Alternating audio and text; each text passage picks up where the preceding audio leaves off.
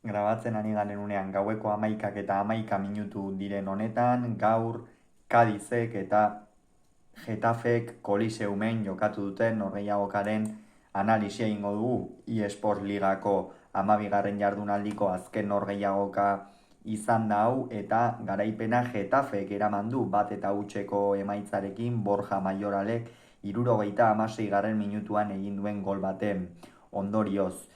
Bi taldeen planteamentuak bagenekien oso antzekoak zirela, alde batetik Bordalasen Getafe daukagu, joko gogorra egiten duen taldea da, baloi luzeak, aurrelariak asko bilatzen dituena baloi luze eta zuzenen bitartez, gaurkoan egia da hegaletako jokalariekin ere gehiago jokatu duela Getafek, eta bestaldetik berriz, Kadiz, naiz eta batzuetan Sergiok bosteko atzealdea ipintzen duen, gaurkoan lau-lau-biko sistemaren alde egin du, goian gainera Roger Martí eta Chris Ramos, hau da, dituen bi aurrelari onenak edo fidagarrienak ipini ditu, eta erdian Ruben Alcaraz eta Kouame bezalako jokalariak eta Robert Navarro zigorra jaso ostean itzuli da gaurkoan 11-kora.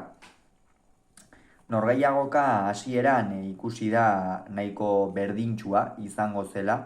Bi taldeek behar bada baloi gabe Kadizek ez duain joko intentsoa egiten, baina baloiarekin oso antzeko jokoa egiten dute bi taldeek, ez?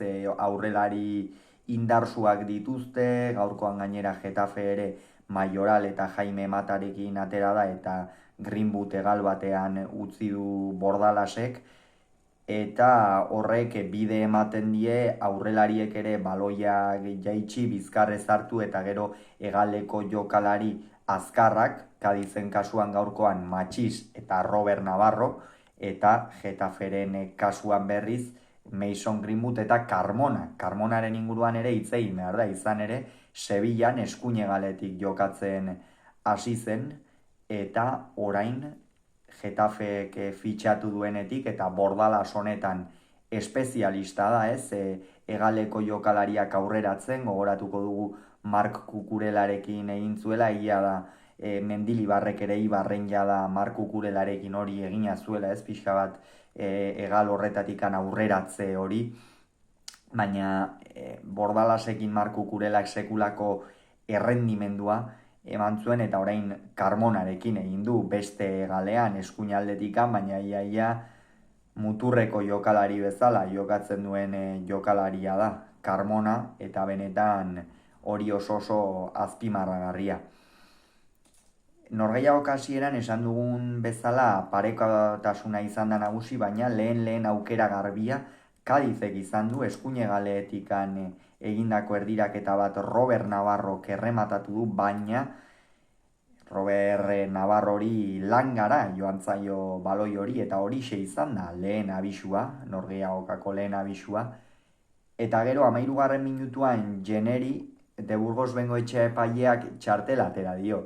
Eta gero Jenek ere gehiago, lehentxeago kalera joatea ere merezi zuen, izan ere sekulako sarrera bat egin du, gero baina hor de Burgos Bengoetxeak ez du asmatu alde horretatikan, eta nik uste Getafek lehenago geratu behar zuela baldintzatuta 10 jokalarirekin.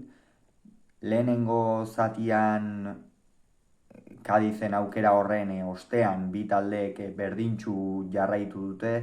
Egia da Kadizek gaurkoan ikusi da, ez? Behar bada Roger Martí gehiago jaisten zen eta Chris Ramos bakarrik edo ez ote zen geratzen aurrealde horretan, eta horrek behar bada zaildu egin dizkio erasoak talde andaluziarrari.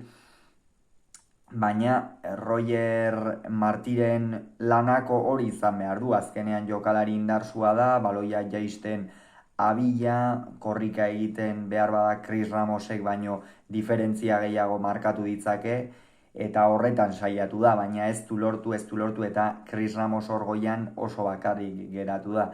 Eta gero Getafek lehenengo zatian eraginkortasun gutxi erakutsi du, egia da Carmonak egin dituela jokaldi batzuk, baita beste aldetikan Mason Greenwoodek ere, baina hor 44. minutuan oraindik ere baloia jokoan jarri ez denean, Jenek eskuarekin zartakoa, zaplastekoa eman dio begiratu gabe Luis Hernandezi, de Burgos Bengoetxea barrera joan da, gainera barrean ikusi da nola irudia izoztuta zegoen eta ez du beraz sekuentzia osoa ikusi de Burgos Bengoetxeak, eta gero penaltia adierazti beharretzuenez oso ongi egin duen gauza bat egin du de Burgos Bengoetxeak, eta izan da bai Bordalas eta bai Sergio González hartu, eta zergatikan Jene bakarrikan bota egingo zuen azaldu die bi entrenatzaileei. Azkenean jokalariak dira protagonista nagusia, baina gero jokalarien azpitikan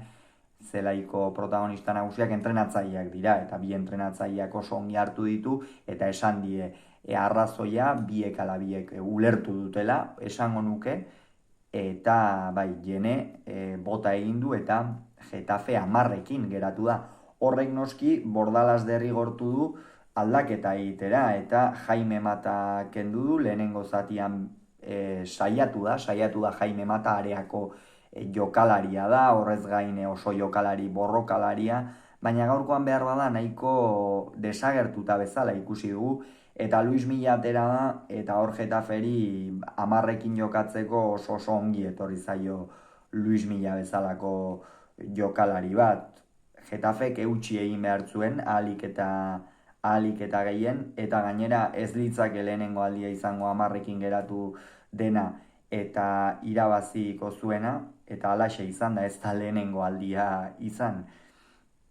Kontua kontu, hortikan aurrera erabat Kadiz desagertu egin da. Lehenengo zatian Robert Navarroren aukera horretaz gain ez du aukera handirikan izan, behar bada David Soriak lantxoren bat edo izan du, baina orokorrean garbirik ere ez da aukera askoko lehen zatia izan, baina bigarren zatian Kadizek ez du ezertxo ere egin. Robert Navarro kendu behar izan du eta Alex Fernandez sartu, min hartu baitu Realetikan utzita dagoen jokalariak, eta hortikan aurrera, norgehiagoka aurrera joan da, bi taldeek ez zituzten aukerak sortzen, tentsio gehiago egon da jokoa baino, hori Getaferen norgehiagoketan askotan gertatzen da, eta meritu handiko puntua eskuratu du gaurkoan Bordalasen taldeak, izan ere 10ekin 44. minutuan geratu da, bigarren zati osoa geratzen zen, eta behar bada,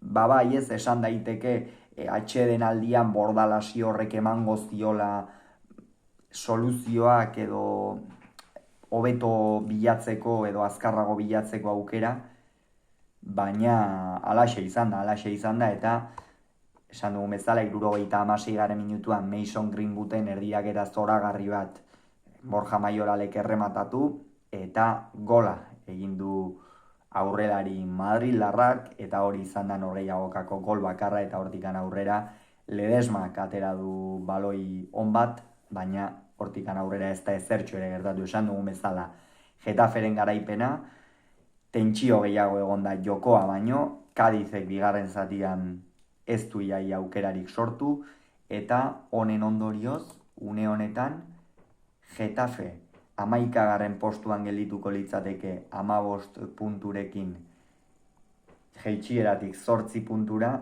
Kadiz bitartean 16. postuan jeitsieratik 3 puntura.